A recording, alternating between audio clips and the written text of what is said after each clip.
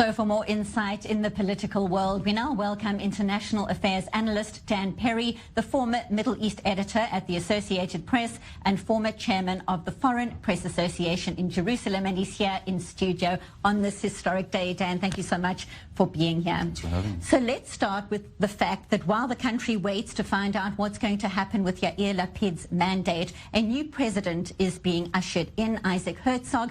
And what struck me so much watching the images earlier on in Parliament was the way the two top contenders were hugging, the warm words they spoke about each other. And obviously it's a very different kind of race and a very different kind of tension between the top contenders. Talk us through what lies ahead for Isaac Herzog, the challenges right now, and what he brings to the table. Well, he's a seasoned politician, as we know. He's fairly popular on both sides of the aisle, or I guess in Israel today you'd have to say all 20 sides of the aisle. And we sort of saw that in his record-breaking achievement in terms of the number of votes he got.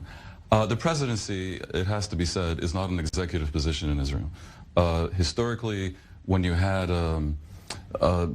governments that were, cohesive and ideologically clear, the president more or less took a step back and played a ceremonial role. In this particular case, given that the electoral system has failed to yield a government that looks like it might survive for a while, and indeed for 2 years there was no government over 4 elections, the president's role becomes more interesting. He becomes a source of potential moral suasion, creativity in creating new alliances, and quite possibly at times even operating as a sort of alternative executive. That partly depends on the ambition of the president in question. Shimon Peres, for example, very much wanted to be prime minister. He ended up being president. It sort of worked, because when you have a right-wing government in Israel, that tends to be unpopular internationally. Labor type of president can sort of play sort of roles foreign minister in effect.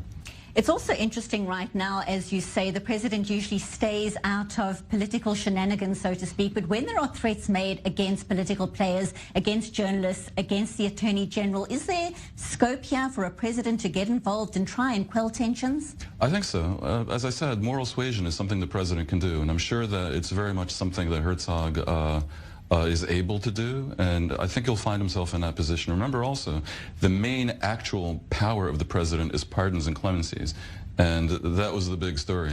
Did Likud not run a candidate against him because of some backroom deal whereby Herzog at least hinted that he might pardon Netanyahu if Netanyahu was convicted?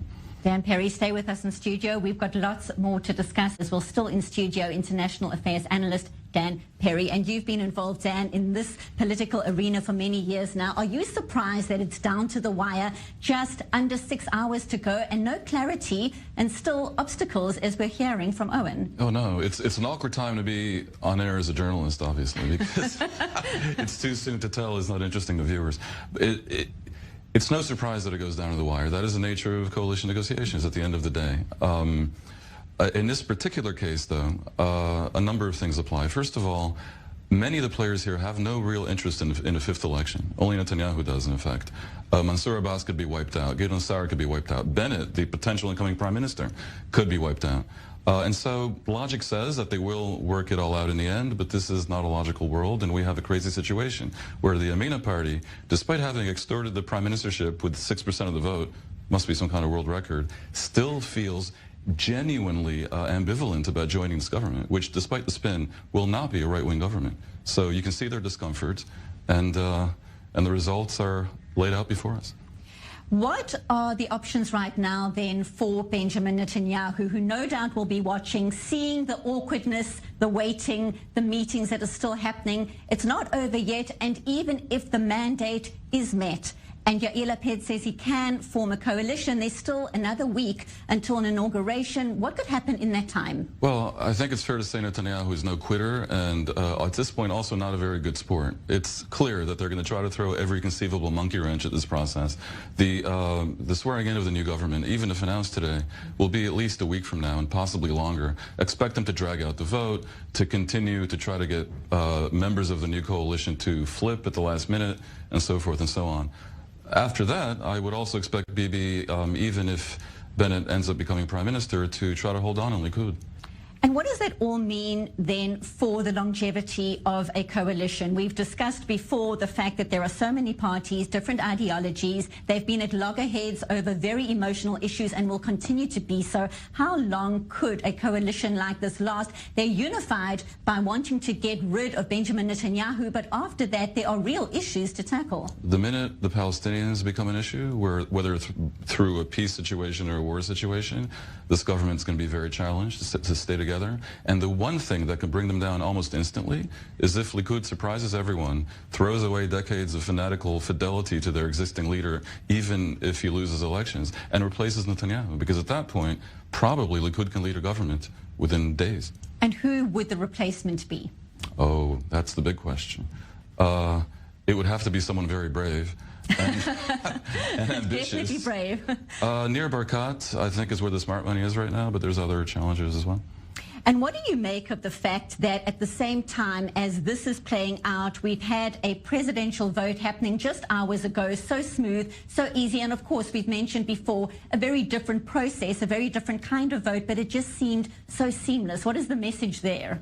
Well, the message is that 120 constituents can produce a more rational process than 9 million, I suppose. And what do you think is going to happen in the future in terms of this electoral system? It has been almost a laughing stock for the country at times. So many elections, 4 in the space of 2 years, and still no concrete result. Do you think it is likely to change down the line after this shambles? I mean, they tried before a more rational system that yields a binary choice and therefore a winner. I think there will be pressure from society down up for them to do something, because the current electoral system, which is a full proportional representation parliamentary system, clearly does not suit a country that is so fragmented. It certainly is going to be a fascinating time, as you say, fragmented, and a lot of questions still to be answered. Absolutely. Thank you so much for your insight. International Affairs Analyst Dan Perry, a pleasure having you here in studio on this day. Thanks very much.